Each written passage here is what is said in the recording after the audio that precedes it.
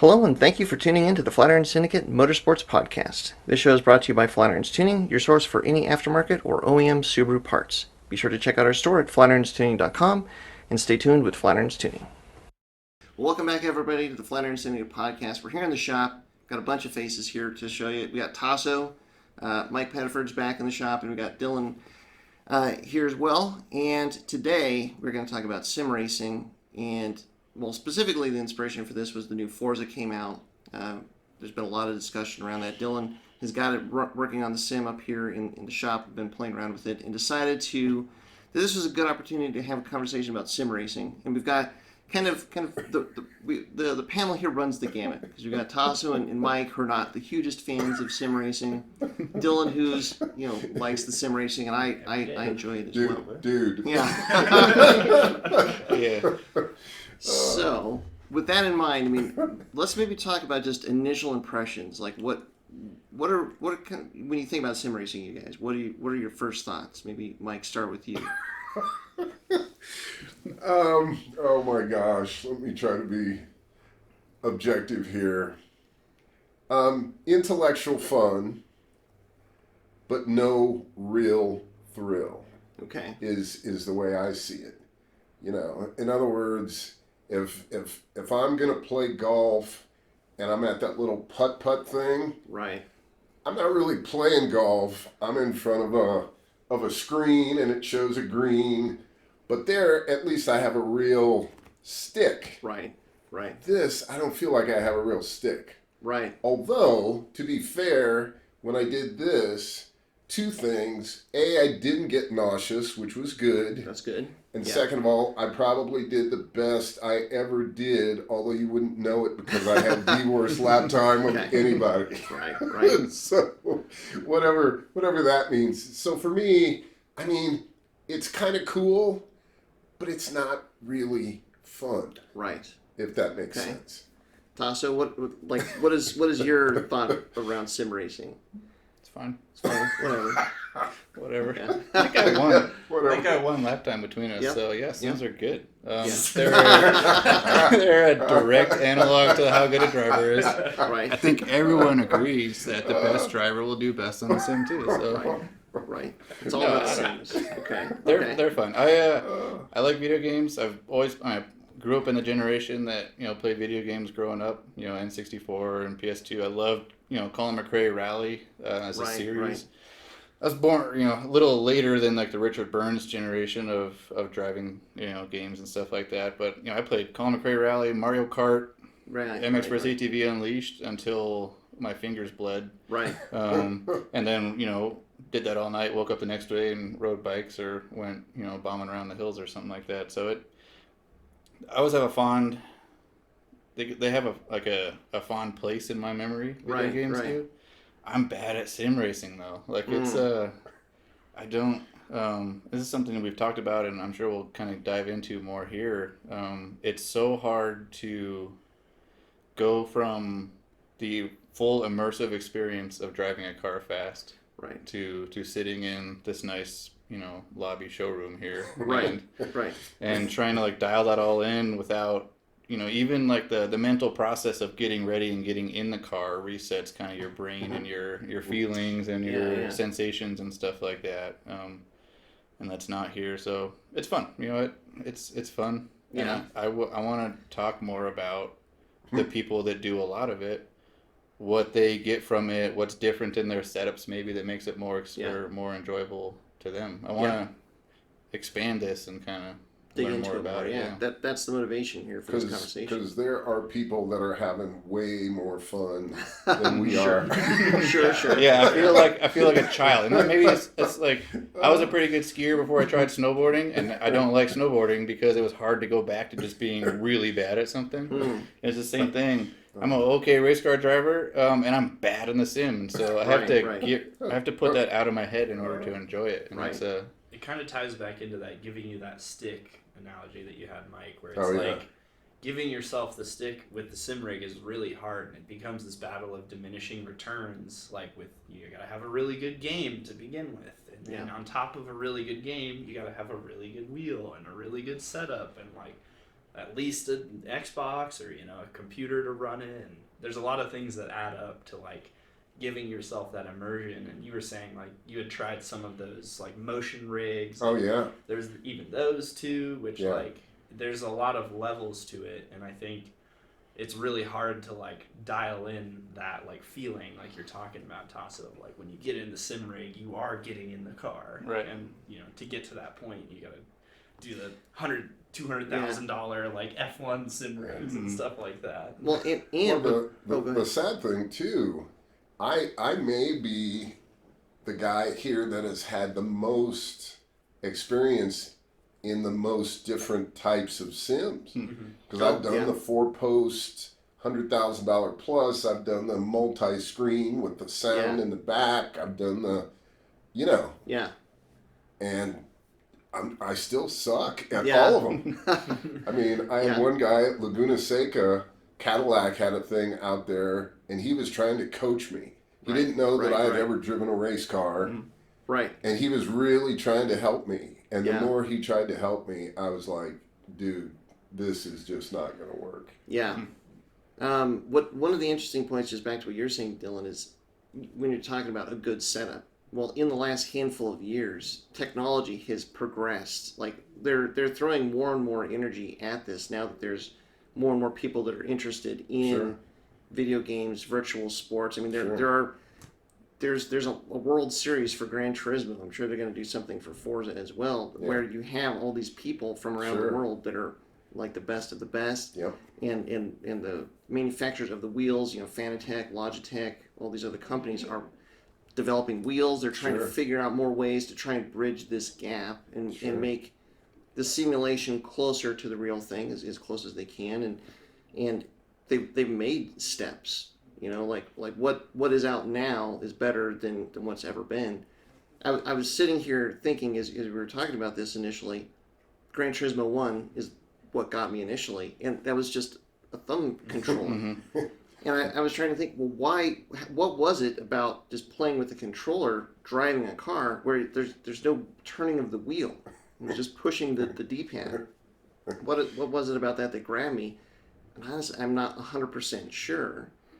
It's just what was available, but it was probably, fun. Right? You didn't know any better. Yeah. Right?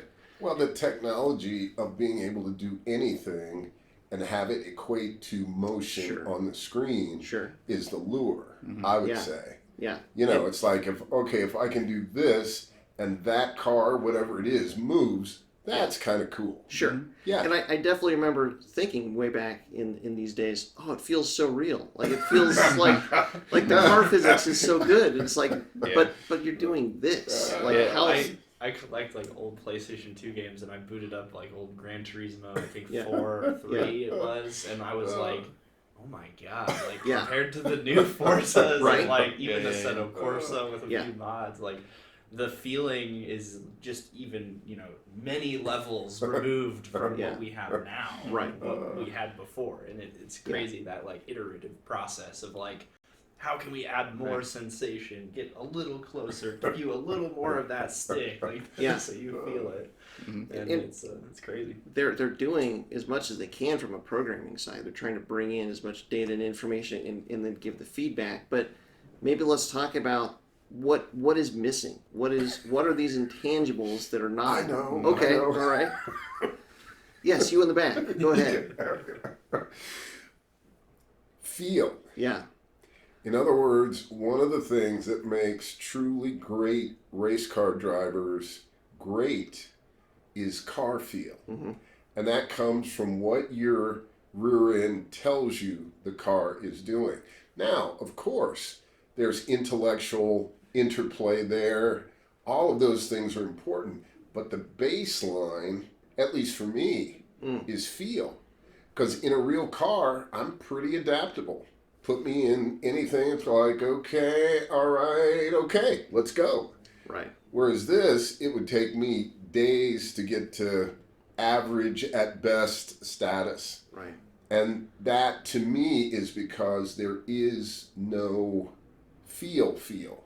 There's intellectual input, there's visual input, and by trial and error, you can certainly create a fast lap. I get that. And there are moments when I've done that. Only moments. Yeah.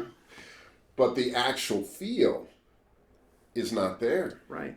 And that's what's missing. The only way, I was thinking about this the other day, if you could put, like in a go-kart track, like in a parking lot, if you could put this with the screen on a car that moves but only, let's say, 30 feet, Yeah.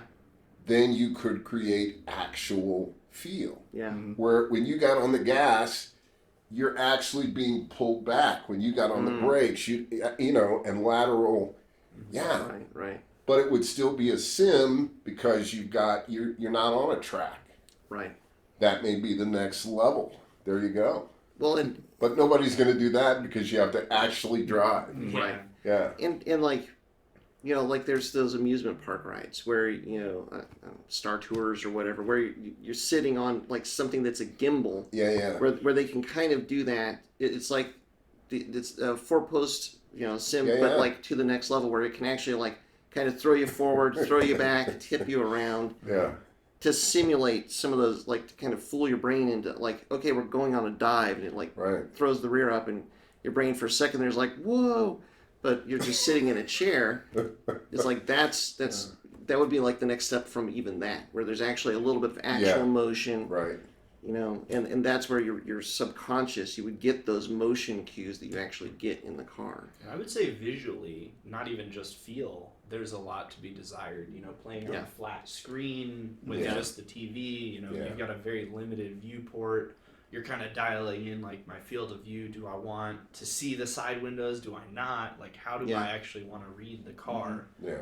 And I think VR headsets are helping bridge that gap, too. Like, if you set up a sim rig with a VR headset, Tasso and I were talking about this, like, it can help you get some more of that depth perception that can give you a feel for, like, how fast you're going and where you are on the track. Yeah. But just adding in little missing inputs, right? Yeah, so the more missing inputs you can add back in, the better it's going to feel. But yeah, it's all still very much in its or infancy. the worse it's gonna feel.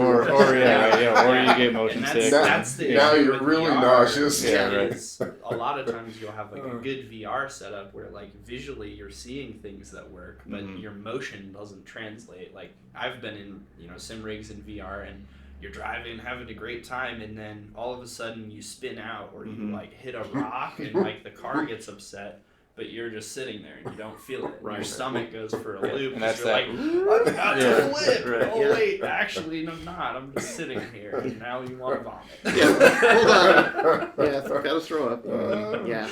So I'm curious about one thing. As someone who does a lot more sim racing, and something Mike mentioned about your ability to hop in and adapt quickly. That is I think there's a certain amount of innate ability there, but also it's a practice skill. You've hopped in a bunch of different vehicles now. You have a process for figuring out, like, okay, yeah, it's a little wishy-washy, but that's fine. I can deal with that. Brakes are fine. Okay, cool. And then you start adding stuff based on what you can feel. Is there a similar process that you've come up with as more of a sim-type person? I would say it is kind of almost analogous to the car situation. Like, your sim rig setup can have just as much influence on like your feeling as like your real car setup too. Like jumping into one sim rig versus another, if you're really used to one and you're just like hopping into something else for a few minutes, it's gonna feel like completely alien and foreign. Yeah. And that does kind of go back to the point Mike made where, you know, a real car, you have so much more sensation, so many more things going on. You've got your butt dyno, you feel the G-force. Well, and those feelings translate into input. You're used to your environment, and then you're used to the inputs that you're giving or the feedback that you're getting back from the vibrating steering wheel, what have you. You're used to that, and then that's kind of what informs how you drive the car. So even just like for me, I have pedals at home that are way different than these, and these I do not like, but I'm used to the ones at home. And so like, okay.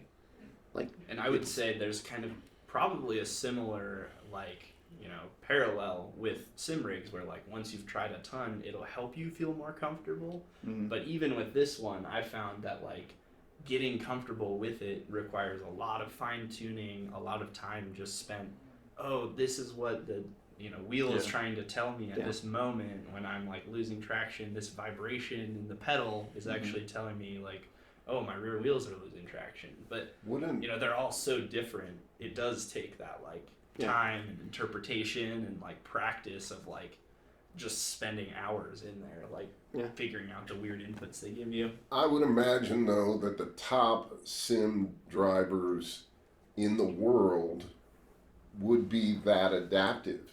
That you could put them on totally. any sim. I mean, you bring Max Verstappen in on this, and in the first lap, he's already dialed in, and he rips off the fastest lap you've ever seen. Possible. That's why he's one of the number one sim drivers in the world. Or or he would go into the settings and he knows what his starting point would be. One of the interesting things to me about this is about the sims that are available, because there are now a lot. There's Assetto Corsa, there's Gran Turismo, Forza, iRacing. Each one of them is different. Each one of them is running a different physics engine. So each one of those platforms is going to behave slightly differently. And like for me, that's like I always landed back on Gran Turismo because I would try I think it was Project Cars 2 and then Forza. I'm sorry, not Forza, Gran Turismo, and then something else. Maybe it was the Assetto Corsa, and it was just like nothing felt right except for Gran Turismo. So like this is the language that I'm used to. So this is home to me. Because like when I played Project Cars 2, like I was doing the exact same thing you were. It's like I was basically hitting the wall, or I was hitting the wall, or I was at the start line and I was accelerating into the wall. Like it's just like some part of whatever that game's feedback was giving me. None of it translated. None of it made any sense. I was just like ping ponging off the walls, and that was just a me thing. And then went into Gran Turismo, I'm like, okay, well this feels more like I'm used to, and like I'm curious to spend more time with Forza and to see how it translates. But you've got these different platforms; those are different. You've got the different setups; those are different. Then you start playing with your settings in the game. That can make massive changes also, and so you kind of have to find what feels right, and then it becomes, I think, a question too of like, what is your basis for comparison? Have you actually driven the car or not? Like that's why when we were noodling around here, we were picking a Subaru because we've all driven those. So we all have kind of at least somewhat of a baseline of what that's supposed to be like. So then how close is this game to that? See, to me, it's not. I mean, right. I've driven a Subaru, even the speeds, because when I was doing this, I mean, when I try to do anything, I try to be good at it, I'm trying to beat these guys on the sim, right? Even though I know I got no chance, but that's just the way I'm wired. Right. Now, if you were to watch me do it, you would say, no, he's not even thinking about that because he's in the wall and he's ping-ponging. But even the speeds are not correct. Right. I mean, I've driven a Corvette at Laguna pretty successfully, and I know basically what the speeds are. The speeds weren't even, because, I'm trying, okay, let me ask the audience, let me buy a vowel here, and I got nothing, so it's frustrating. And so that's where it's like, it's better than it's ever been. There's more options, there's more equipment that gets you closer than there's ever been before, and it's more attainable than it's ever been before. I mean, like what you could go to your electronics store, get online, and order a game system, a game, and then a steering wheel and pedals, and you probably have the possibility of getting a sim setup that's equivalent to like what only the top tier race teams had maybe 10 years ago. Yeah. I mean, it's that. And you can be in like $1,500, maybe $2,000. Okay. Right? And set it up with the TV and everything. Yep. So it's crazy where things have come to now. And I think it's really interesting. We've kind of talked about how the inputs are so different. One really good point I've heard made by people who spend a lot of time both like driving and in the sim rig is that training in the sim rig can translate to feeling on the track, but a lot of times training on the track does not translate into the sim rig at all. Like, I'm the poster yeah, child for yeah. that And statement. Mike has been preaching this the whole episode, and Yeah. you know he can attest to it from the other side. I've heard the same thing from people who drift professionally and spend hours a week in the sim rig just practicing their drifting, and they say the same thing is like the inputs from the sim rig are great when you learn to interpret them and when you get used to them and when you set your rig up right and have all these boxes checked. But at the same time, they don't translate as well for someone coming in from a car. Like when you're used to the inputs of a car, you got to start relearning all these different feelings. Like, what does it feel like when the car steps out on me? What does it feel like when I'm braking and ABS engages? Because all that stuff feels different. And there is no feeling. Yeah, Right. it's like It's the wheel all, twitches yeah, the tiniest yeah, little bit. And that's you're the- like, Well, what is this and what telling that me right means- now? What you're saying makes 100% sense because there's a lot of stuff that you're feeling in a car that just is not going on in a sim. Yeah. But what I translate that to mean is that there's a whole lot of sensory input that you are getting and that you are expecting or that you're used to and that you're basing your driving off of in an actual car that is just missing when you take the motion, the acceleration, some of the actual vibrations and stuff that you would get in an actual car away because you're now just sitting in a chair in a room with a wheel that's doing some things and communicating some information to you. It's like But it's putting not- me in a sensory deprivation tank. Right. Go drive. Right. All you feel is the steering wheel in front of you and some Yes. pedals. And close one eye so you don't have depth perception. Right. Yeah, exactly. Right. Yeah. So, with all that being said, let's talk about some positives. Are there some positives? Because it is much as it is not. I don't think it's ever going to be a correlation for the real thing. Like it's never going to be a 1-to-1. No. But especially with the cost of entry to get out on the track. Oh, yeah. I mean, Spending $2,000 to get a whole system, like from zero to get a whole system.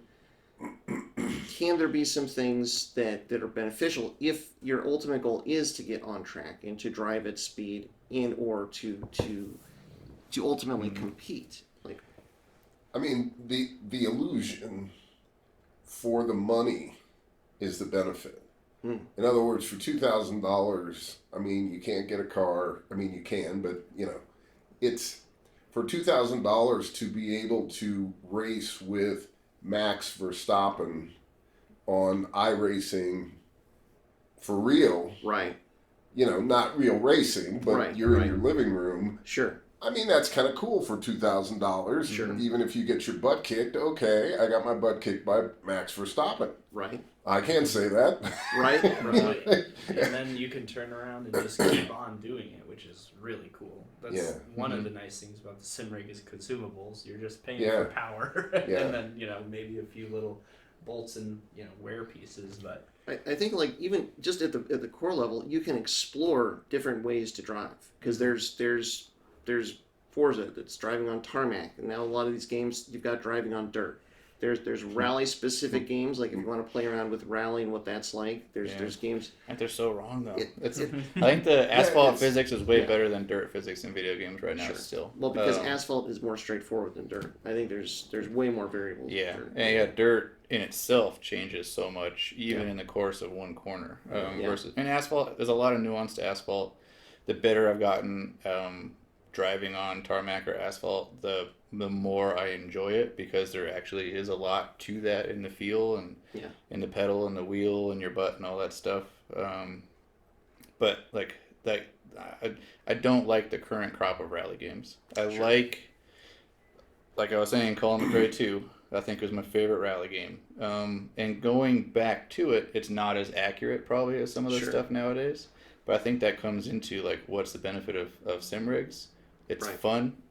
Yeah. And it's cheap. And you can do it when it's dark out or whatever, right? Right. You're done racing for the day. You can't race anymore. You ran out of gas. You ran out of tires or brakes or whatever. You go your home. friend that doesn't know how to drive a manual car in your sim rig. Yeah, and you're not going to shred Yeah. transmissions and clutches. Hey, just figure it out, man. It'll be fine. No, I can turn that off if you want. You can't turn off manual mode in your car for most of us that have even to the point HVAC. with the rally, like to know what it's like to be a rally driver that's got a co-driver that's reading your notes. I mean, even just to see what that's like, what the sliding is like, within to some degree, because like it's a whole different thing. You could teach a fundamental, but it's probably only a hair better than teaching that same fundamental on a whiteboard in a classroom, right? Yeah. You can explain to someone trail braking and weight transfer and stuff like that. Yeah. And I think that the sims are trying really hard to get it right, and I think that there are some that are really close. But all of driving, when you get to those more advanced techniques about weight transfer, about controlling a slide, especially four-wheel drive cars and sliding around on dirt, is 100% a weight transfer game. And when you don't have weight to transfer, you can't teach that in a sim. And you can't feel the weight. You can explain, you need to lift off and apply some brake, whatever you need to do to plant the front wheels, turn it at that point. It's all one fluid motion. It's going to step. It's okay. You can use the throttle to kind of settle things in a bit or whatever. Right. You can explain these things, and you can explain them with your fancy teaching aid, which is essentially just a $2,000 whiteboard at this point, right? But for that same $2,000, go get a totaled, Nissan hardbody pickup or something like that, and go to a dirt parking lot somewhere and be like, "All right, man, we're gonna do no throttle oversteer. Let's go." So that's where I was sitting here thinking for a second ago was. You can get into sim racing pretty cheap. I think you can get into actual racing a lot cheaper if you don't build it up too much. Or not cheaper than sim racing, cheaper than most people think. You can get into Lemons or whatever. I think Lemons is even a spending party. It is. It's not cheap. It's not $500 cars. They're it starts $20,000 cars that someone. And I love Lemons. I don't want to take away from that. But if you can go SCCA Rallycross without a license plate, without a driver license, but you don't need to have a nice car, right? Go get a totaled something or other, a CRX, or maybe if those are still cheap, or I don't know what hasn't gotten the drift tax yet or whatever. Find whatever that thing is, a Geo Metro. And then go to a rallycross. Go to a rallycross, which is, even if you get the 1 day license, you're $90 for a weekend. Slide around on dirt is actually slide around, or find someone with a dirt parking lot and go talk to them, ask permission, and see if you can go slide around. So you're in, I think, cheaper at that point. Yeah, you're not racing simulation Formula One drivers or actual Formula One drivers. But you've come away with more actual skills, right? And that's the thing. I mean. For these, one of my clients, I've told you this story, John, very good racer. We went to a new track. Yeah. He buys the, $20,000 sim in his very nice house. We go to a new track. I teach him. I show him just like I normally do. He immediately crashes the car. He never crashes. Right. Immediately crashes the car. We can't fix it. He's done for the weekend. And I swear, and I'm making this up, he pushed the reset button on his actual car because that's what he was used to. Yeah. Which is a place those sims are great, is you crash your car in the sim, you can hit that reset button, right? Well, and for learning a track. I've never actually been to Laguna Seca. Tasso, you've been to Laguna Seca. Mike, you've raced there before. Sure. Dylan, I don't think you've ever been there. I've not been. Sure. But if you put me in Laguna Seca right now in a car, and you said know what corners 5 next. miles an hour, I at least know where the lefts are, where the rights are. Sure. I kind of know the beginnings of where my sight markers are, and I could build up from there. It's gonna be faster than coming in completely blind to a track. The only thing is, and I learned tracks fairly quickly, but when I was at Laguna for the first time, and it was on my bucket list, the fantasy. And I'm out there in the Corvette, and I'm like, man, this is really great. This was worth burning up the credit cards. Let's go. By like the 10th lap, I've learned it. I mean, not perfectly, but 90%. Right. It's not that hard. I mean, and I'd never been there before, and a Corvette's a fairly fast car. Yeah. So, Yeah. how much advantage does it actually give you? Time-wise, like, Yeah. is learning the track really that much? I mean, yes, your first lap, because I've never seen the track, your second lap, Right. maybe even your third lap is going to be better. If you put somebody that is pretty good at learning tracks and had never been there against somebody that's not as good as at learning tracks, but they've done sim, who would get up to speed the fastest? That's the $100 question. All right, hold on. Okay, cut back in. Okay. You could use that. I mean, that's it. The light's different, Yeah, but that's you don't even watch this a podcast. Both people that watch the podcast just talk trash about us anyway, so it's fine. Hey, don't say that about my mom. Yeah. Sorry, That's okay. Mrs. John's mom. Yeah, it's all right. Well, so the question is, if you can learn, is the sim an effective tool to help you learn a track, or if you're good at learning tracks? And I would perceive, and I've never done a test, but I would perceive that initially the sim person would have the advantage because they've got a rendering, a mental image of where the track goes, and the person cold turkey has, well, I don't want to say no idea, because you're going to look at the diagram, maybe you're going to watch videos, Right. So you're not just going to go in there cold turkey if you're a decent race car driver at all. But then the question is, how fast, are you processing the inputs that the car gives you? Because that's what it's all about. And interesting, what would be really interesting if we were able to actually test this is the sim racing could potentially actually be a negative. Because to what you were just saying earlier, Mike, you've driven Laguna, you know what some of these corner speeds should be. You're trying to go through the corner at that speed, and it's not working, and so it's going slower and slower. Well, if you come in with a much slower perceived speed that you can go through a corner than what you actually can, you're going to be going really slow, and you're going to have to work up. Plus, they're doing a lot of laser scans of tracks these days, so in theory, what they're modeling into the program is like inch perfect of what the tracks actually are. But then, you put the cars in there, the physics can get weird. Maybe the track is not as wide as you think it is. Maybe the track is wider than you think it is, and you can actually take wider lines through it.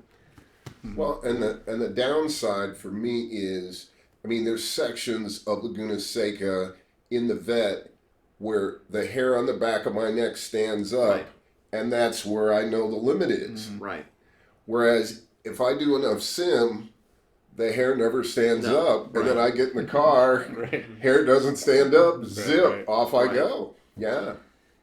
So, but think about Formula One obviously does a lot of sim. Oh, yeah. Not only for drivers, for suspensions. They do race simulations on motors on the dyno. They'll have to go prove them out afterwards in real life, whether it's I can't imagine how good the computers that they use for CFD are, but they still go out with the pressure rakes and flow viz and stuff like that. So they're drivers too. But I think maybe something to consider is that that's a series that has extremely limited drive time and extremely controlled testing, right? Yeah, especially now, their off-season testing is extremely rigid and so these guys don't get to drive these cars whenever they want, right? No. It's they're at designated points, so maybe if that drive time becomes more limited, it gives more beneficial to try and give yourself a bit of a head start on stuff, right? But these are the best drivers in the world. Yes. True. Yeah. So well, but it also goes wrong. There have been a couple examples this year where with this is for people that are deep into Formula One, this will make sense. If you haven't, go out and check out the rules around the sprint races in the Formula One season this year. Because with the sprint races, the biggest difference is that there's now a short race on the Saturday before the actual race on Sunday. What that means is that they only have 2 test sessions the day before the qualifying for the sprint race to actually do any kind of actual testing on the track. And there have been circumstances or instances this year where teams have gone in, they've done a lot of time on the simulator, and they got it wrong. They come in and they realize, we brought the wrong parts. They have their low downforce wing or something like that, and that's where they started, and they they had done all this testing in the simulator and thought, it's low downforce, that's what's going to work here. Then they come out and like, everybody else is running high downforce, and they got it completely wrong, and they can't adapt fast enough in those sprint weekends to get the car right. Look at this last weekend in Las Vegas, right? I'm guessing their drivers, and I don't know this for sure, I only watched the highlights for this last weekend. I haven't sat down and deep dive on it yet. I'm guessing there were drivers that had, in that shortened FP1, no laps, right? They hadn't even gone out yet because it was 9 minutes in, it got canceled or whatever it was. Right. They may have only had, by the time qualifying comes around at 1 a.m. on Saturday, they may have only had a couple laps to learn a brand new circuit. And you had drivers saying things like, oh, wow, in simulation, I thought this was going to be a lot worse than it was in real life. Yeah, in fact, so that was what they said a lot. A lot of the drivers, it was their favorite race of the year, and everybody hated it for the sims. Right. On the sim, Yeah. But, like, this Las Vegas race, it was a completely new circuit, and the temperatures were vastly different. It was the coldest track of the entire season. The tires behaved vastly differently. 4 degrees? Did it make it to the record for the coldest? I know there was talk that it might make it to 4 degrees Celsius, the coldest race. I think it was 15. Was it? Okay, so it was much warmer. Everyone's worried about nothing. But it was vast. That was one of the things. Like, because the Las Vegas race was so cold and there was no sun because it was done in the middle of the night, the tires behaved vastly differently than they usually do. Yeah. And it, like the warm up time, because now the blankets for the tires, the warming blankets were a much lower temperature, and what they were saying is so they would come out with these warm tires, but then you couldn't heat the tires up fast enough, so they'd actually cool off. Right. Even though you're driving around the track at speed, it would take a couple laps to actually get the heat back into them. But then once you go multiple laps, that's where it was like the qualifying was really challenging, but the racing was actually much, much better. Because once you get the tire into its temperature window, you could hold it there better than in most tracks this season because the ambient temperature was so much cooler. Right. So diving way deep into Formula 1 in our sim racing podcast. Love Formula 1. Well, but so it's a stepping stone, but it's not 100% even for those top level teams. Right. And so I'm gonna make the argument, because Max Verstappen is a perfect example of I think both ends of this, because he's definitely one of the best drivers around. Sure. He's competing against a lot of some of the best drivers that may have ever driven, like Hamilton and Alonso, but he's also this avid sim racer. Well, he's one of the best sim drivers in the world as well. I'm going to say that the reason that he's excelling so much with the current cars is because he is such a good sim racer. Because he is used to and fast at driving in the sim where you are losing some of this information. And my rationale for that is because one of the reasons that Red Bull is so fast with the current car, which is that basically it's they have the vortices underneath the ground effect cars. The ride height is so critical to maintaining the downforce from the floor of the car. And so what Red Bull did is that they took a lot of the movement out of the suspension. The suspension geometry is set up so that the car really doesn't move around. They're actually taking away a lot of the actual movement that you would feel in the car, because they need that floor to be as level as much as possible in all scenarios. And Verstappen, because he's used to sim racing, I'm just guessing, but this is my guess. Yeah, I have he's a used to counterpoint sim here. racing. I know where you're going. I have a counterpoint. And since the car is not moving as much, he's used to adapting to that and getting fast with that. And so he can be very fast in that car that is not moving around nearly as much. But these other drivers, like Perez, he's no slouch of a driver. He's not got the pedigree that Verstappen does, but he's not adapted to that car nearly as much as Verstappen is. And I just wonder if it's because he's used to these other inputs and he's not. I don't know if he does sims, but I don't know if he's as used to it as Verstappen is. And so I'm wondering if it's actually an advantage that Verstappen has this year. I'm not buying it, but no. My counterpoint is that I think that he would actually get more input from the car with stiffer suspension. Maybe. I think so much, and this is everyone chime in here if you like.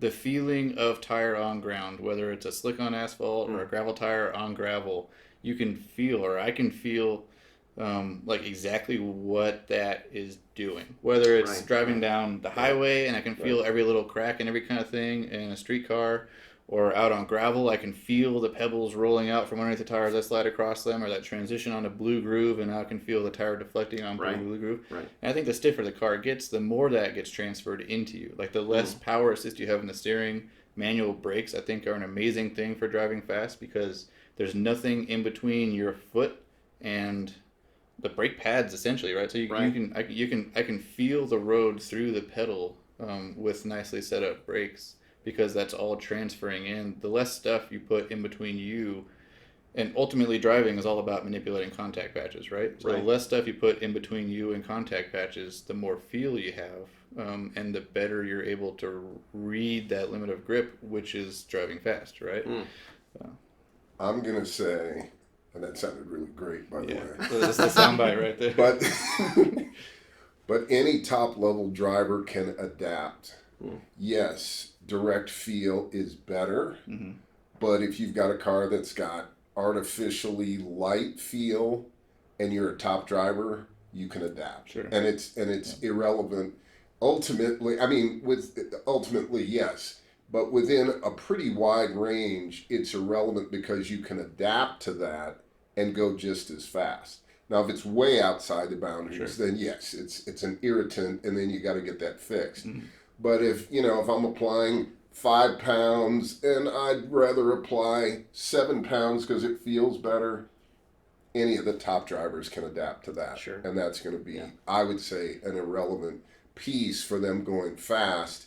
And suspension stiffness, no, the reason that Max is adapting so well is because that's giving him even more direct feel. Could be. Through his bottom than on the sim. I'm going to tie it back together and say I agree with both of you in that he's probably getting more experience to be more adaptable by getting more seat time in the sim rigs, just because he can do it for less cost. He can be out in an F1 car, simulated for way less budget, for way more time.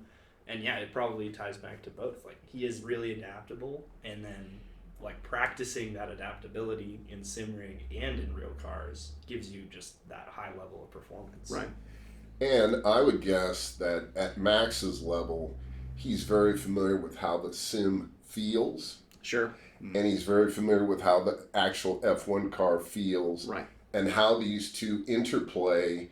And now, with his level of adaptability, getting it to correlate back to finding the platform, working with the platform, getting it to correlate to what you know to be correct. For him, it would be almost the same as actually driving the car because he's so familiar with both, would be my guess. And probably has like a $50,000 or $100,000 sim rig at his house. Yeah. That's probably got pretty good physics. Right. VR headset. Probably not using Gran Turismo 2. Probably not. Probably not. But that, to all these points, his the process, the algorithm, and we've talked about this a couple times. It is a good parallel. It's not the same line, but they're parallel lines in that they both take technique. They both take a methodical process to get good at. You both have to learn what the inputs of the particular activity you're doing, what those inputs that activity will provide you, and then how to capitalize on them, right? So it's like the algorithm, the process to getting fast may be applicable to both. That's so things. Talking about using the sim as a tool, where can you use it as a useful tool? So the start of that is just, where is the track going? Left, right? What is the layout of the track? Learning how to go faster. That's one of the other things that I think. I'm not to say that it's going to be directly correlate to actual driving, but if you spend enough time racing the sim and you start to find I can go a little bit faster, or find some of these tools to evaluate your performance and figure out what other things you can do to go faster. I suspect that there's some of those things like cutting curbs, where you can cut curbs, where you can carry speed through the. I'm laughing because I was pounding sausage curbs right on this game. It's not it's not a 1-to-1, but I haven't driven on the track in a couple of years. I've never cut corners on an actual track. I've always like maybe I'll come up and I'll hit the corner, but I'll never like cut a corner. But now in the sim racing, I've learned, sometimes I have to cut these corners. Like that can be a difference. Even not even from line, that kind of line necessarily, but like, in Gran Turismo, you have basically a live timer that will tell you like, are you going faster or are you not? And you can see where, okay, well, if I actually take a really good line through this corner, it sets up the next corner, and then all of a sudden, I've picked up time by the time I make this 2 or 3 corner series. Where if you're just doing a track day, if you don't have any of the data, I mean, you're never going to really probably get a sense of how one corner relates to the next. That would be feel. It's the feel, but it's something that I've seen and experienced in the sim, and that now it's like that's part of getting in the car and driving a little bit. Is like, okay, well, how does this corner relate to the next corner? As a driving coach, this is your world, right? You do a lot of driver coaching. Is it something that in preparation for a track day, you could sit down with a whiteboard and say, okay, we're going to go out in this car. It's a momentum car, no downforce. So it's going to be, we all understand geometric racing line. But the nuance that I think you're describing is where do we vary from geometric line to now what is the optimal line for the driver and this car combination, right? Is it the kind of thing you could sit down ahead of time and be like, okay, we're going in this car. I know how you drive. Let's work on some of these modifications to that? Or? It is, and we do that. And the bottom line here, the $100 piece, is the driver has to believe it before they will do it. I can be in the car, I can say, not yet, not yet, not yet. If they don't believe it, and John can attest to this, they will say, screw this guy, I'm going in. Right. And you have to get them to believe it. And they're not going to believe it when they're actually in the car any better if they do it there than if they do it live. Or if they do, then they desensitize themselves, and now that becomes an additional risk, like my one guy. As far as like, where do you actually have to brake? Where do you actually have to turn in? Where is the actual limit of the car? Where is the threshold of braking, cornering, and acceleration on the proper line? Then you're going to go as fast as a car can go. And that's by the laws of physics. And you don't get the feel. You get the intellect, and I get it. You get something. But you don't get the big final step. You've got to do that in the car. There's no way to do that there, that I've found. I think that if you spend a decent amount of time in a sim, that the want to get into a car to actually try and explore it, I think there could, for some people, you could get to the point where like, all right, I have to get out there and try this. Well, this is what I wanted to ask, because we talked about this a little bit when we took our entry break here. I cut that out. They don't know about that. They don't know about that. We've been here the whole time. A package got delivered. The light didn't change. It's all fine. Dylan is always sitting there. So, Dylan, you've driven PPIR Track Attack or something like that, right? In the shop WRX. But other than that, no real track time, right?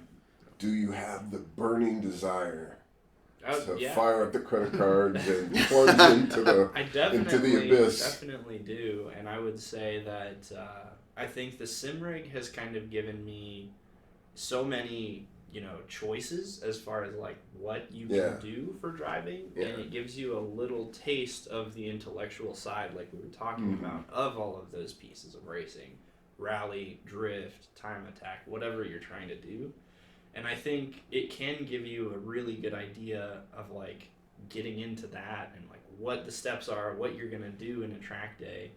And like it's not necessarily going to help you push the limits of the car like we've been talking about, but it will give you a really good baseline of what you want, what you might enjoy more than another thing. Like, personally, I love drifting on the sim rigs. I always have. I love like some speed racing. Like I'll do like time attack here and there, put down lap times on like high planes and stuff. But mostly I end up getting sucked into drifting on the sim rig, which has kind of led me to this path of like, all right, maybe if I do get a car that I'm going to take to the track, I will try something rear wheel drive. That's the platform I want.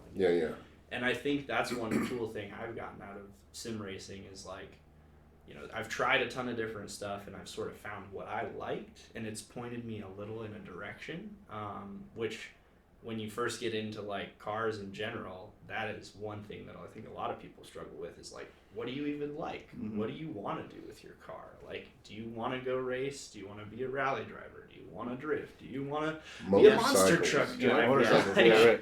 And you can spend a lot of money going down a path before you realize it's not the right path. Yeah. I mean, I'll say from my experience, what I've found really fascinating is this relationship of one corner to the next. Like playing at home, the thing that is really fascinating to me is like the whole track, the fun tracks, the ones that I like. I mean, there's a rhythm to them, and then like you can blow a corner at the beginning of the lap, and it can have an effect towards the end. Sure. It's like once you.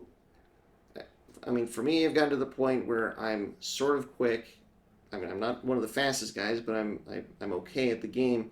And it's something where, like, if I blow a corner at the beginning, I'm not going to make up those 2 seconds anywhere else. It's like once restart. Once you make the mistake, you've got to like get all the way around the lap and start over again. And then it's evaluating. Okay, why did I make the mistake? What happened?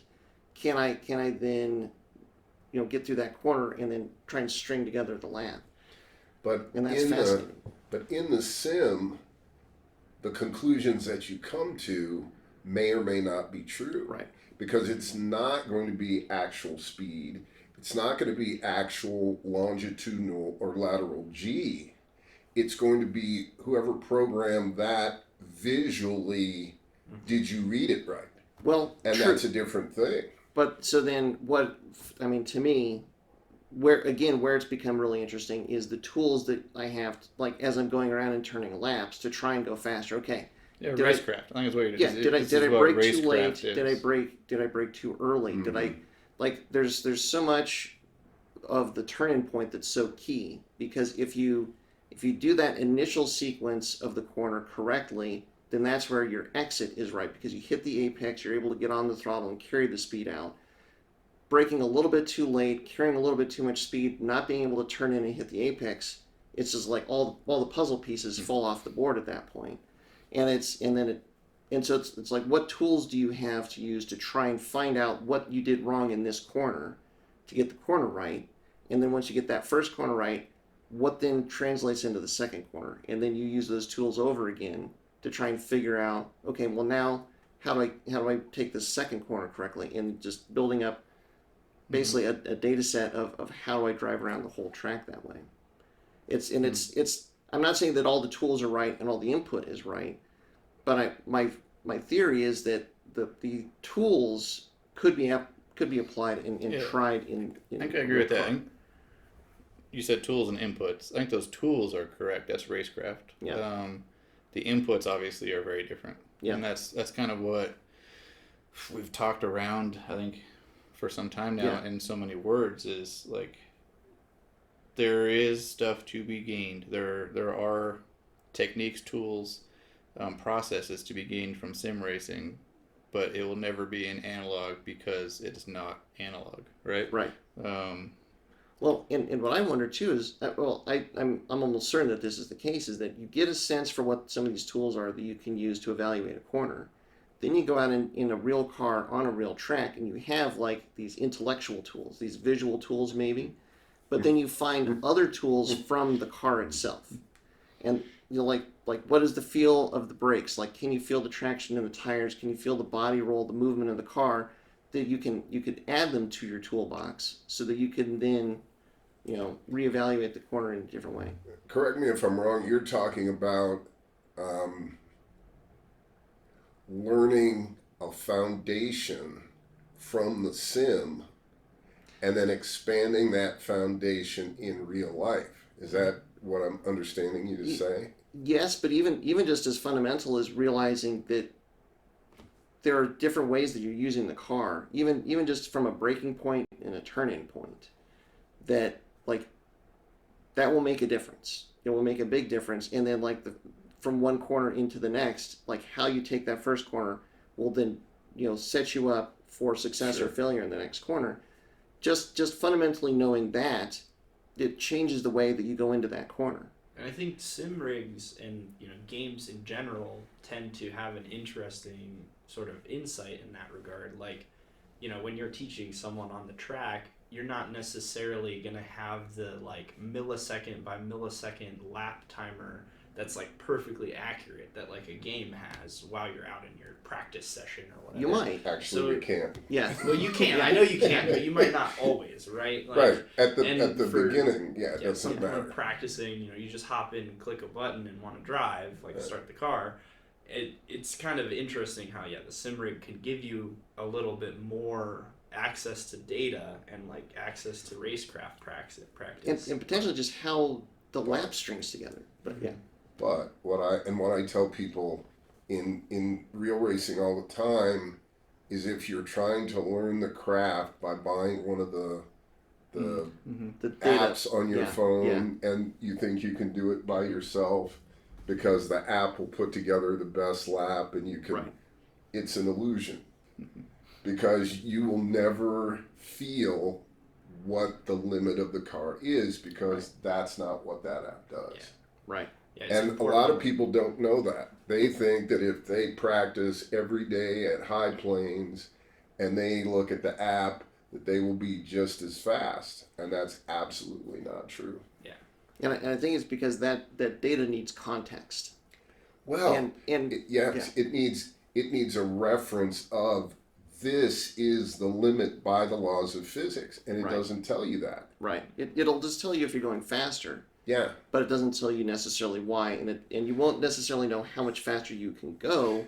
It'll piece together the best of your floundering lap and tell you your fastest floundering lap, But as I did on the sim. So what I can tell you, like that you get that in these programs, and it is once I've spent enough time in some of these tracks to know, like, okay, well, I know when I did a really good third sector. I can know what I did right, and then I can feel when it goes wrong, and you can see your laps go like you're way over time, you're way under time. Once you get the sense of where it went right, and then this could very well be what you do when you're trying to learn a track and go faster is figure out what you did when it went right, and then reproduce that. Get back to that point, and so that you can have a consistent first sector, second sector, third sector, string it together. My favorite part of learning a track is my Corvette has got an AIM data system. Yeah. And put it on the plus and minus. Yeah. Yeah. And then just let me wail. Give me 10 laps and I just feed off of that. Yeah. When I see the minus, dude. Feeling good. And then once I get it, then that's locked. Yes. Then let's work on until everything I try is now plus. Yeah. And that's going to be pretty close to as fast as it can go. Yeah. So that's my experience. I've not done it in a real car, but I've done it in the sim. I at least, if nothing else, way better. I know, but at least I know that it's out there. Yeah. And so No, just knowing that that's out there, and then knowing that that's a potential to get to, like, and having again some of these tools to evaluate a corner or what you're doing. Like, I've done that in the sim. I really want to get back out to the track so that I can now explore that in the real world. But it's like I feel like I have a better basis to then go back to the track than I did before I started, driving the sim for the last, year. Well, and it sounds like you learned perhaps the benefit of eye targeting on the sim. Yeah. Because now you're used to looking ahead you got that, it's sure.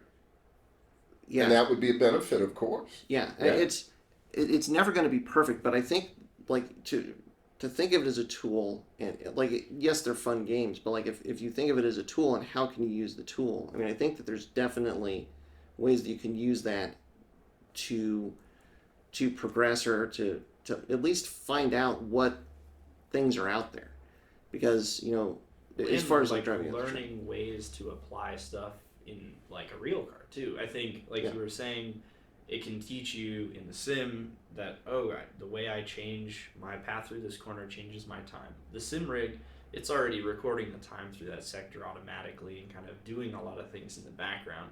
It can give you this like idea of how you should practice in real life too. Like if you know, I need to time myself through these corners, and I need to feel like my exit speed. What is my exit speed? How you'd use the actual data.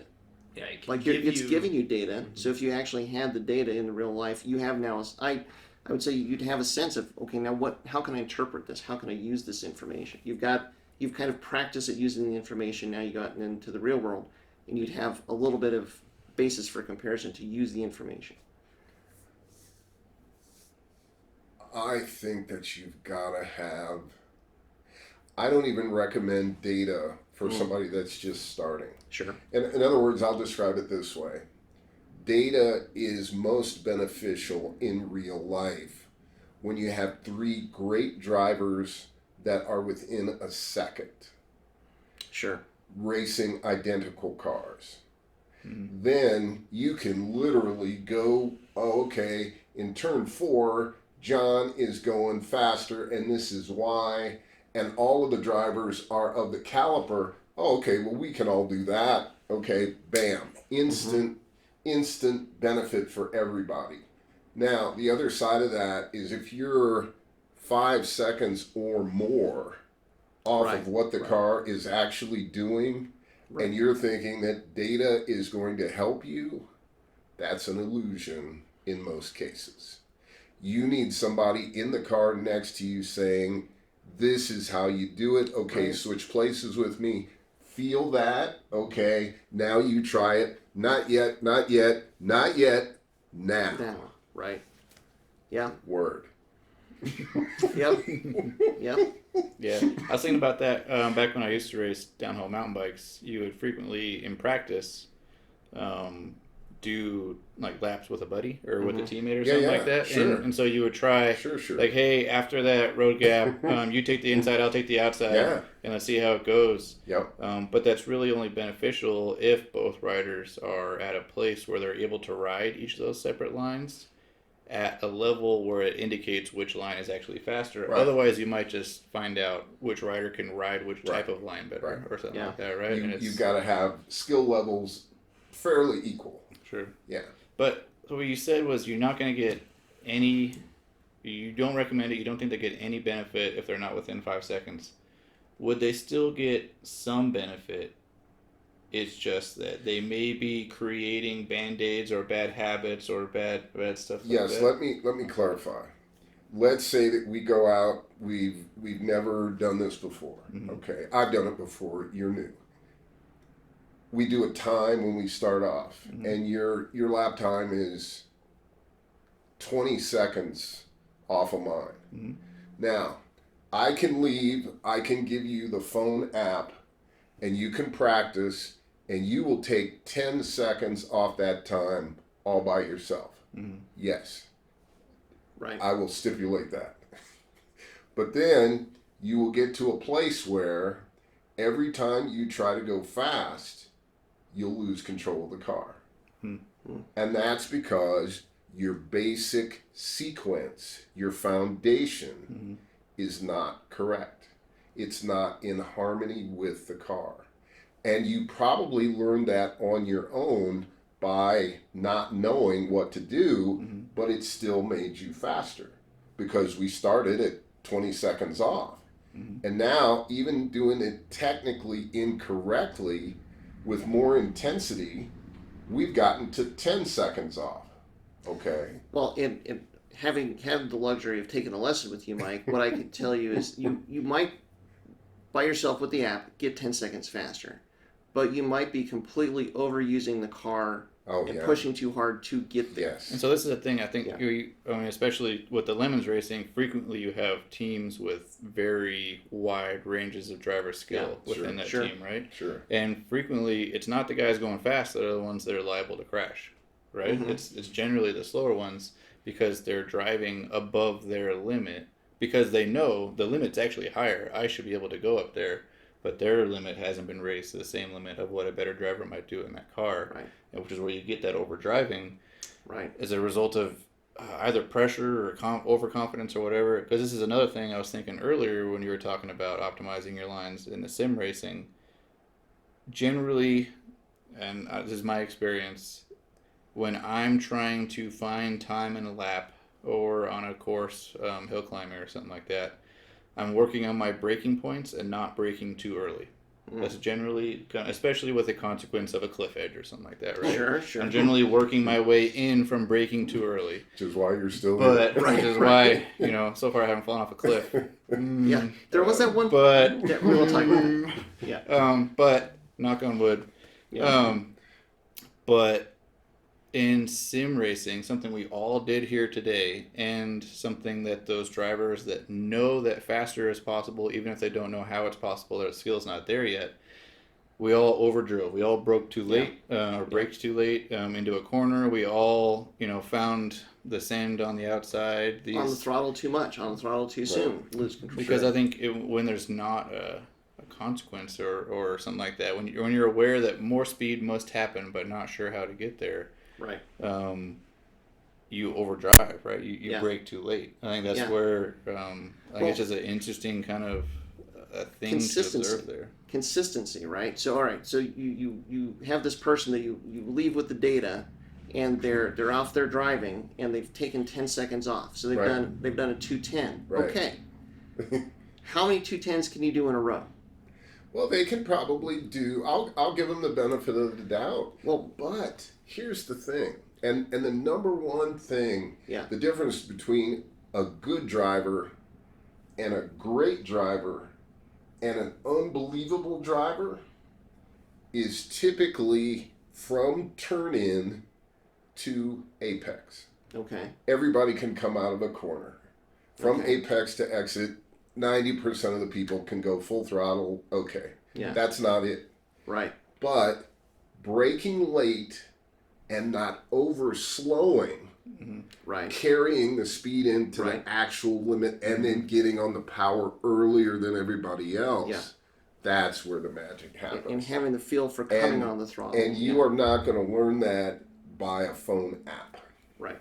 And I guess my point is, a lot of times you can spend every day. You might have done a 210, but you don't know why. You don't know where the time was until you ride with a really good driver and they click off a 205, and then you're like, oh my gosh. Gives you an idea where you're you're like, and now you're not going to be able to do it by seeing it, but your awareness has been increased, and that's the first step. Yeah. Because before then, you thought that because you were overslowing and because you were fighting with the car, that was normal and that was all that there was. Right. And that's not true. Well, and again, having had the luxury of a lesson with you, Mike, is interpreting the information from the car. Sure. Like the car will tell you a lot of this information, and I will tell, like that one lesson that I took with you is still serving me to this day. Makes me think, why haven't I done more of these? We'll talk about it later. But I am merely the car translator. Yes, but even in the sim, like some of that information, like especially as far as reading the corner, like is the corner a standard apex, an early apex, or late apex? Yeah.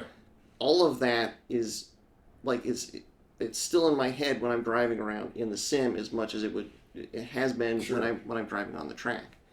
And it's getting to that point. Like, would somebody that hasn't had that lesson get to that point faster? I don't know, but it's definitely the one informs the other, and those I know from having that lesson and having driven on the track that those tools apply in the sim. So I feel like there's at least some of those tools from the sim that come back and apply in real world.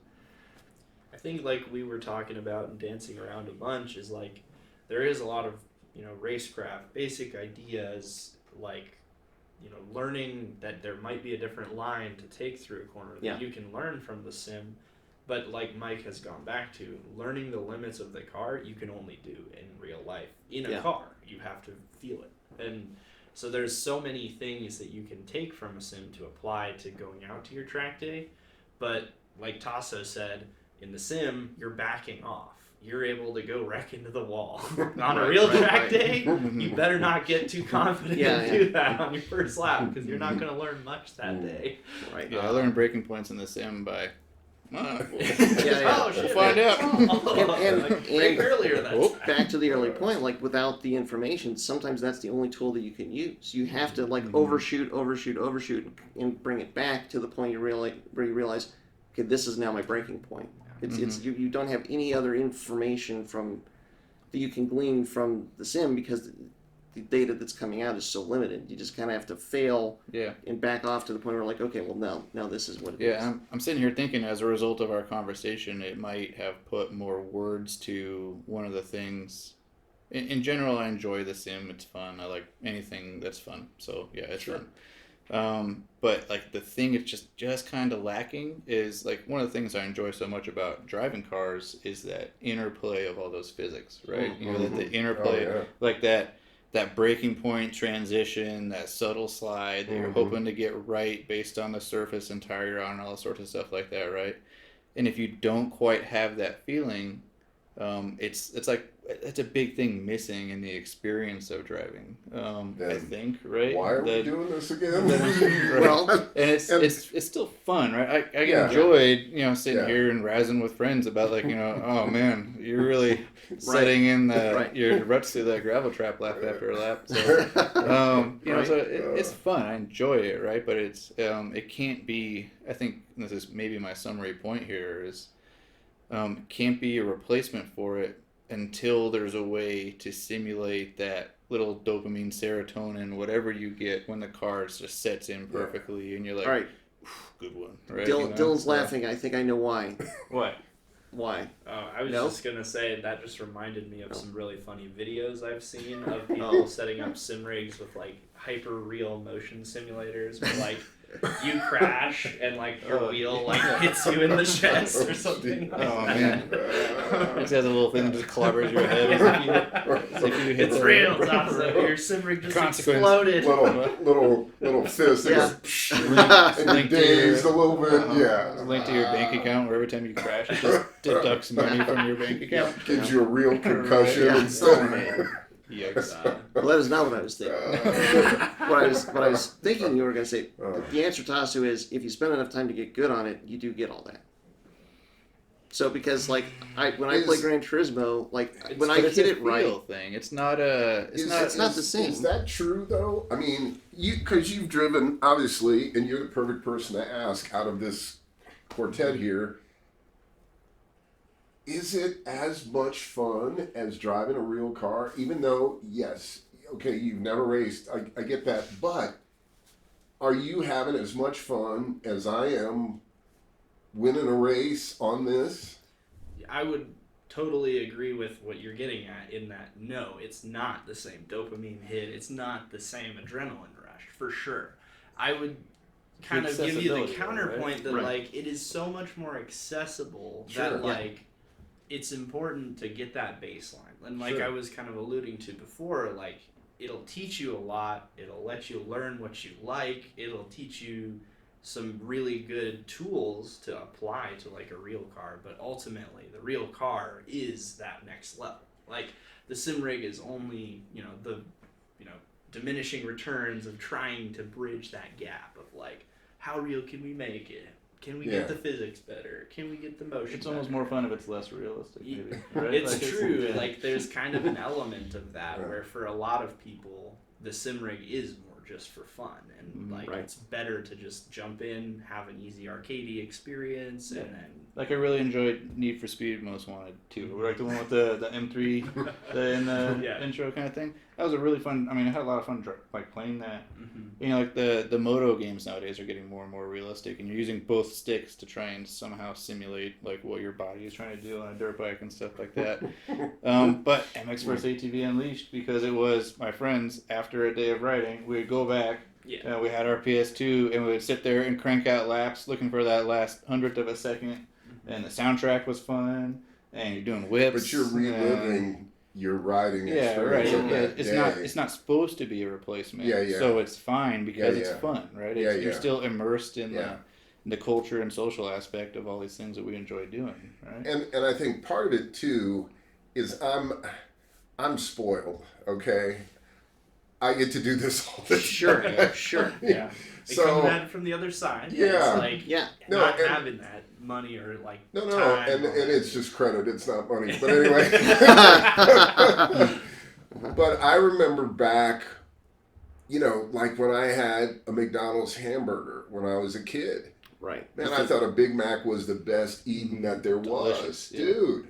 Yeah. But I had never had steak. Right. Once I had steak, buddy, I Yeah. haven't been back to McDonald's in a while. Yeah. I would agree that sim rigs and racing Yeah. have that kind of the same And- dichotomy. And I would guess that, okay, you would have as much fun as I'm having because you haven't experienced that yet. Right. And it's going to be as much fun because that's what you know. And there's nothing wrong with that. In my point, I guess what I would say is I don't have the time to get to the track right now.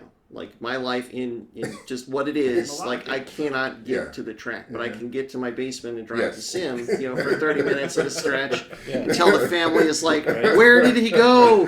He's in the basement again. Turn off the power.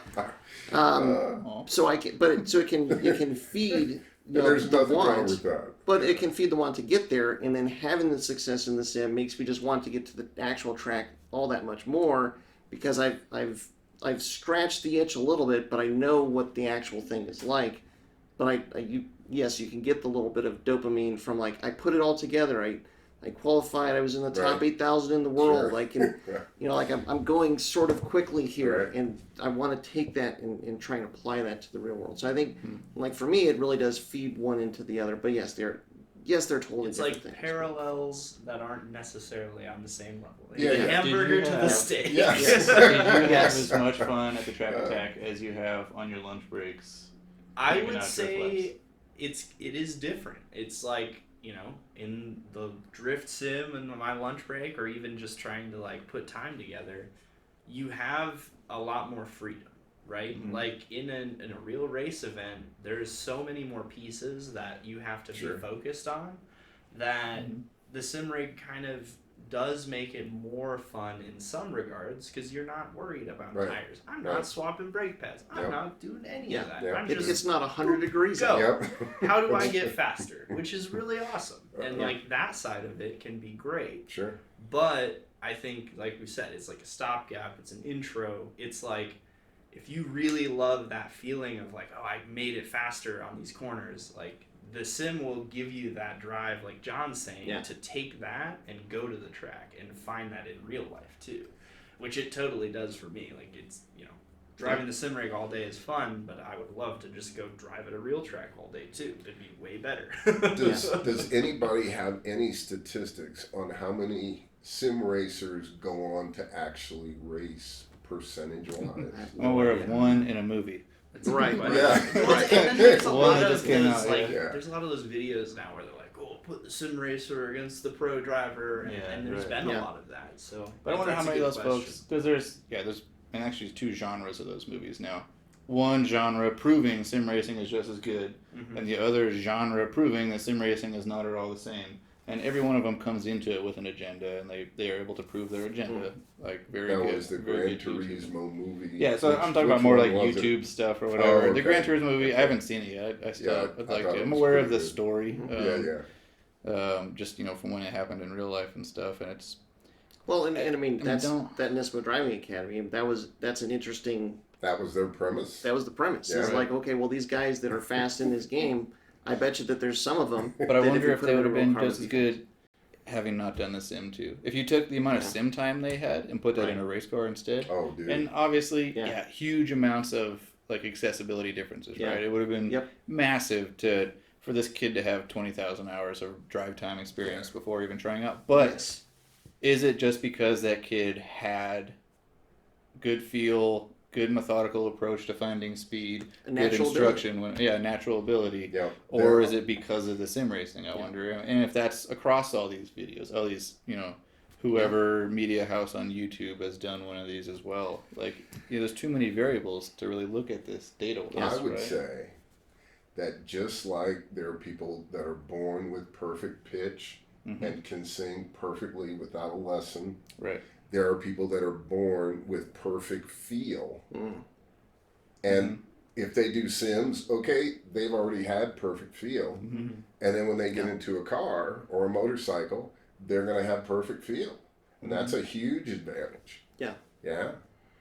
It's not really playing out this way, but I would hope that as sim racing gets more popular, people get more interested in it, that it would feed more people to actually go out and do it for real. That's my fantasy, but Right. I don't think that's going to be. And they're starting to make money now with esports too. Yeah. Esports is a legitimate career path and has been for some time. Yeah.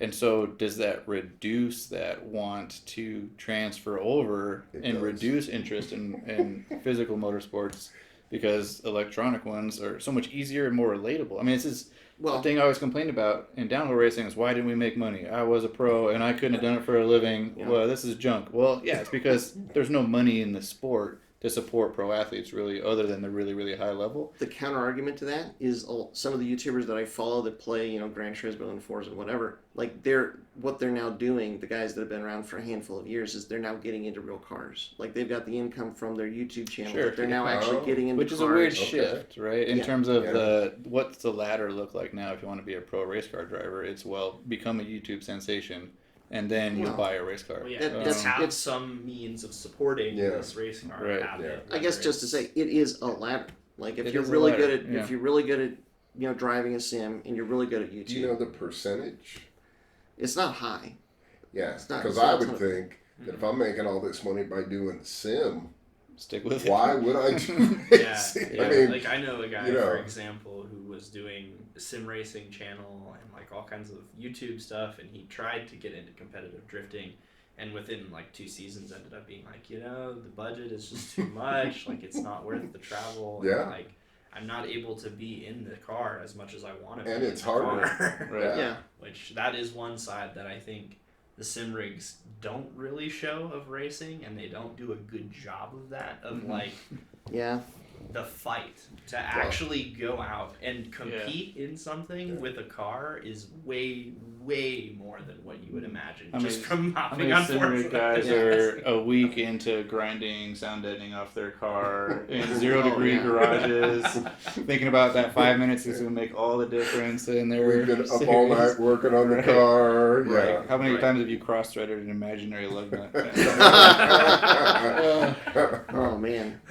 Yeah, so that And- is one thing. And they're never going to put that in sim racing because that would make it less Yeah, fun. right. Yeah, That's right. exactly. That's If right. you're sitting there working your 3rd overtime shift this week to try and make tires for this weekend, Let me Yeah. hop into Motor Build Simulator and start torquing my Here. head bolts. you want to It's- delete the next 2 months of your life with working to pay for the last crash? Okay. It's it is a totally different discipline, and like from the mechanical side or like just the logistics side of like going to an actual race, it's way different than just going down in your basement Yeah. and getting Yeah. power.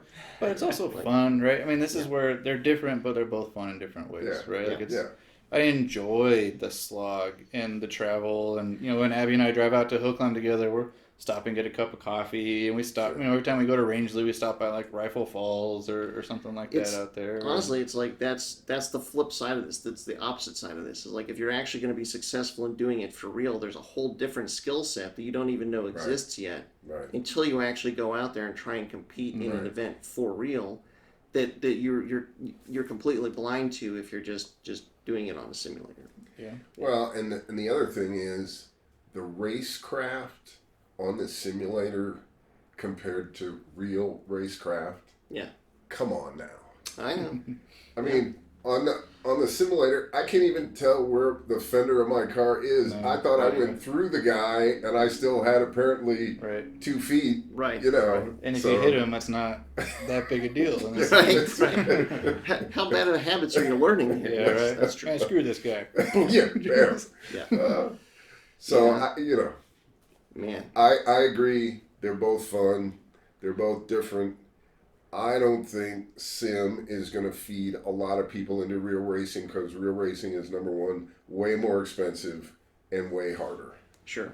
And that's why I like it more, not the expensive part, but it is what it is. But you get I get more of a sense of accomplishment when I set a lap record in a real car than even if I was good at this and I set the fastest time of anybody.